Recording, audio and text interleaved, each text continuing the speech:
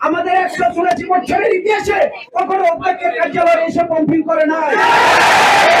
যদি স্বরাষ্ট্র উপদেষ্টা আজকে রাতের মধ্যে না দেয় তাহলে ঢাকা কলেজের এই আন্দোলন অগ্নিস্ফুলিঙ্গের মতো ছড়িয়ে যাবে। সেটা ঢাকা কলেজের শিক্ষার্থীরা সিদ্ধান্ত নেবে।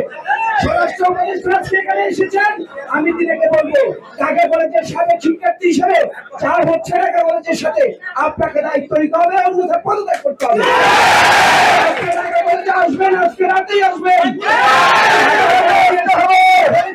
আমি আবারও রিপিট করছি, 184 বছর বয়সে এরকম ঘটনা ঘটে নাই।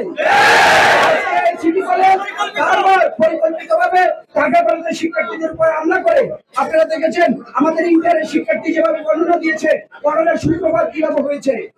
সুতরাং সিটি কলেজের এই জায়গায় সালসাইডের মতো ধানমন্ডির আবাসিক জায়গায় থাকার কোন নৈতিক অধিকার নেই। 7 দিনের মধ্যে সকল কার্যক্রম স্থানান্তরিত করতে হবে। বাংলাদেশটাই শুধু উপমহাদেশের এই প্রতিষ্ঠান যদি বিকশিত হয়, বাংলাদেশের শিক্ষা ব্যবস্থা বিকশিত হবে। ঢাকা কলেজের শিক্ষার সুস্থ পরিবেশ নিশ্চিত করতে হবে। তার জন্য যা যা অবস্থা এখন যা যা কথা সব দূর করতে হবে। যদি আরো কয়েকটা কলেজকে সরিয়ে দিতে হয়, যদি বিকশিত হয় সারা বাংলাদেশ বিকশিত হবে। আমি আরো বলছি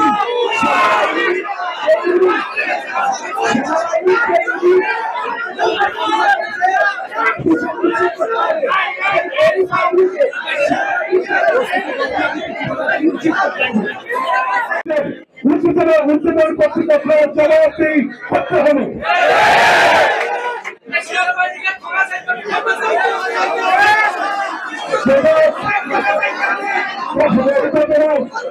ঢাকা কলেজের ভিতরে কখনোই পুলিশ এবং সেনাবাহিনী কখনোই প্রবেশ করে নাই।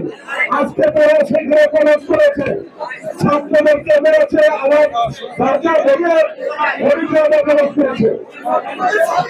এই ঘটনার জন্য যারা দায়ী তাদেরকে শাস্তি আওতায় আনতে হবে, না হলে ঢাকা কলেজের ছাত্ররা ওটা মানবে না।